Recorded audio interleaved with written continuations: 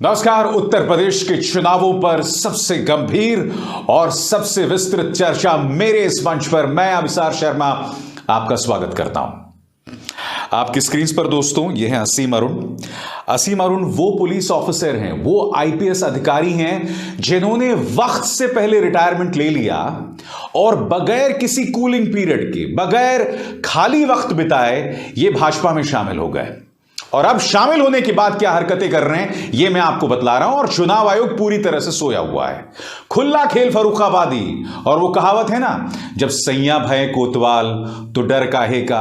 खबर क्या है दोस्तों आपके सामने, वीआरएस लेकर बीजेपी में शामिल होने के बाद भी आईपीएस असीम अरुण वर्दी में दे रहे हैं संदेश। आयोग सो रहा है और चुनाव आयोग सोता रहेगा, मुझे इसमें थोड़ा सा भी शक नहीं है। कुछ दिनों पहले आपकी स्क्रीन पर माननीय मुख्यमंत्री योगी आदित्यनाथ खुलेआम सांप्रदायिक बयान दे रहे थे कि यह मुकाबला 80% बनाम 20% का है। चुनाव आयोग पूरी तरह से खामोश रहा। और असीम अरुण साहब, आप जो ये संदेश दे रहे हैं ना कि पुलिस होने में क्या चुनौतियां हैं और पुलिस कैसे होना चाहिए, कैसे नहीं होना चाहिए, मैं इतना जानता हूं असीम जी, खासकर वो लोग जो सिविल सर्विसेज की परीक्षा देने वाले हैं, मैं ईश्वर से प्रार्थना करता हूं कि आपसे सीखकर कोई आईपीएस अधिकारी ना बने।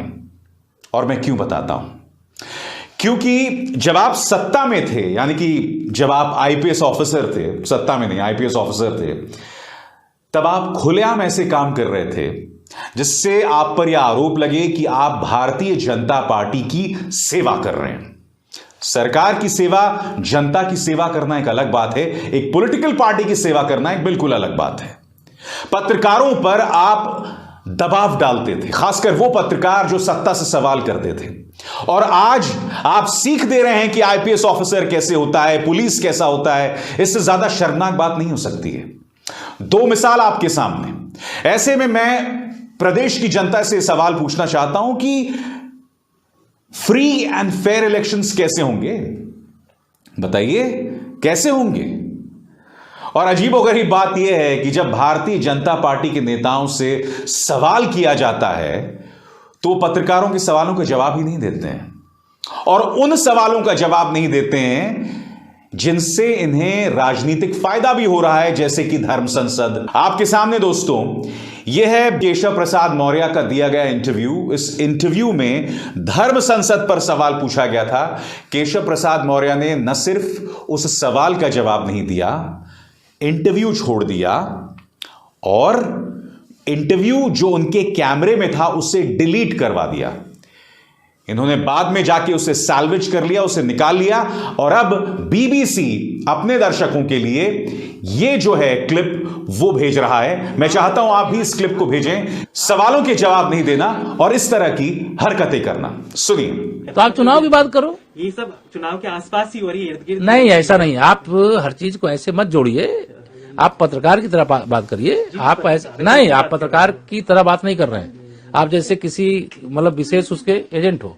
नहीं एजेंट क्या, मैं बात नहीं करता आपसे। नहीं नहीं।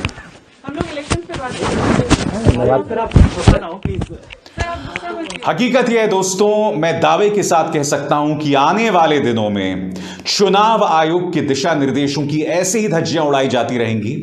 और एक चीज जिसकी तरफ आपका ध्यान बिल्कुल नहीं जा रहा है वो ये है कि तमाम न्यूज चैनल्स में प्री पोल सर्वेस चल रहे हैं, यानी कि यह बताया जा रहा है कि उत्तर प्रदेश में किस तरह से भाजपा को आसानी से 200 से ऊपर सीटें आ रही हैं। अच्छी बात है, आ भी रही होंगी। और मैंने आपको लगातार बोला है कि आज की तारीख में अखिलेश अगर जीत जाते हैं तो एक बहुत बड़ी बात होगी। आजाद भारत के इतिहास में शायद इतनी बड़ी राजनीतिक खबर कोई सामने उभर कर नहीं आएगी। मगर आपको प्री पोल सर्वेस के पीछे की मानसिकता को समझना होगा। ये तमाम प्री पोल सर्वेस जहां बीजेपी को विजेता बताया जा रहा है, इससे जिन घरों में टीवी पहुंचता है उनके दिमाग पर उसका असर पड़ता है। वो इससे प्रभावित होते हैं। इन प्री पोल सर्वेस को इन कुछ सवालों का जवाब देना चाहिए जो एक एक करके आपके स्क्रीन पर आएंगे। सवाल नंबर 1, इतने ओबीसी नेता भाजपा छोड़ रहे हैं, इसका असर भाजपा के वोट प्रतिशत पर नहीं पड़ेगा? मैं एक सवाल पूछना चाहता हूं। स्वामी प्रसाद मौर्य, इससे पहले ओम प्रकाश राजभर जो 2016-17 में भाजपा के साथ थे, संजय चौहान, लालजी वर्मा जो कि बीएसपी में थे, और अब स्वामी प्रसाद मौर्य के साथ जो 5 और 6 विधायक और शामिल हुए हैं, सभी पिछड़ी जाति के नेता हैं।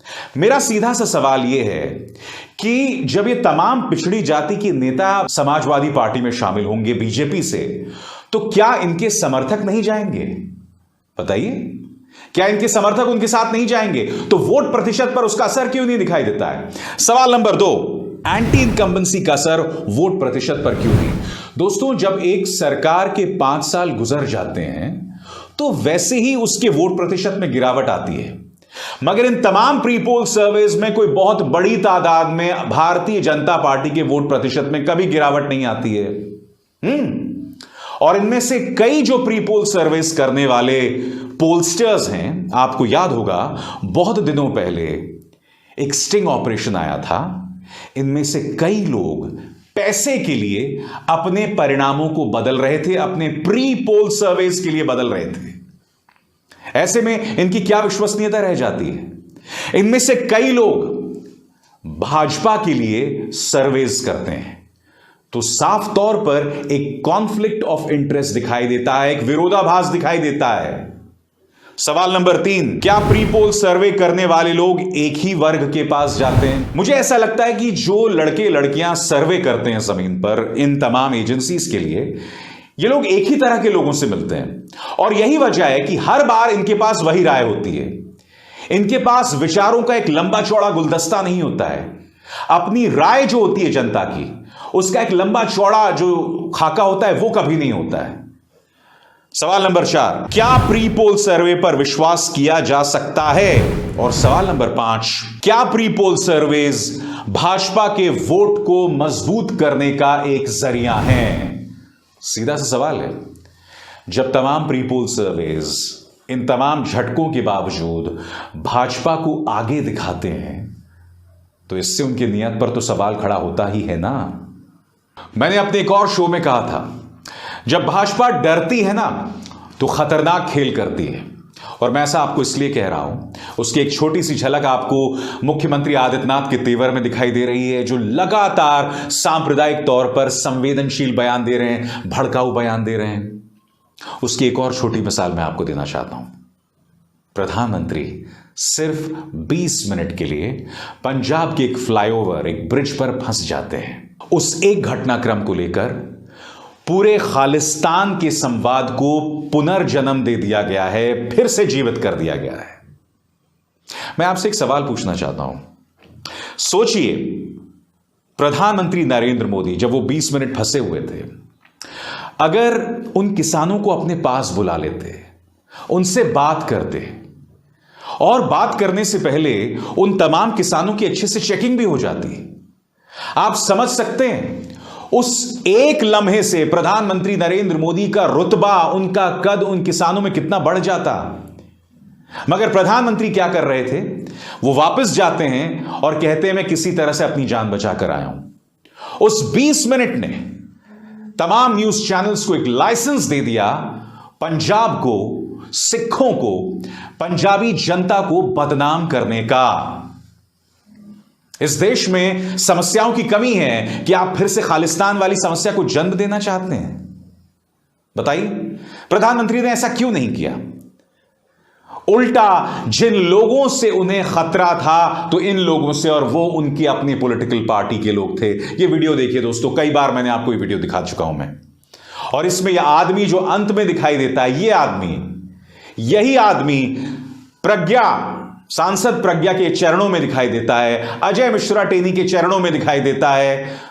वो अजय मिश्रा जिसके बेटे ने किसानों को मौत के घाट उतार दिया, वो प्रज्ञा जिस पर आतंकवादी हमले का आरोप है, मगर इत्तेफाकन वो बीजेपी सांसद भी हैं। तो मैं आपसे क्या कह रहा हूं, इतने विरोधाभास भाजपा की थ्योरी में मगर फिर भी खुद को पीड़ित बताना।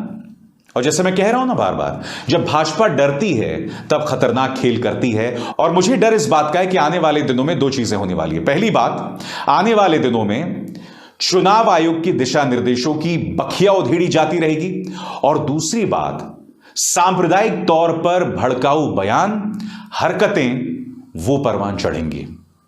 मैं इतना ही कह सकता हूं कि मेरे उत्तर प्रदेश की जनता की हिफाजत ईश्वर करे और उसकी अपनी जनता करे। नमस्कार।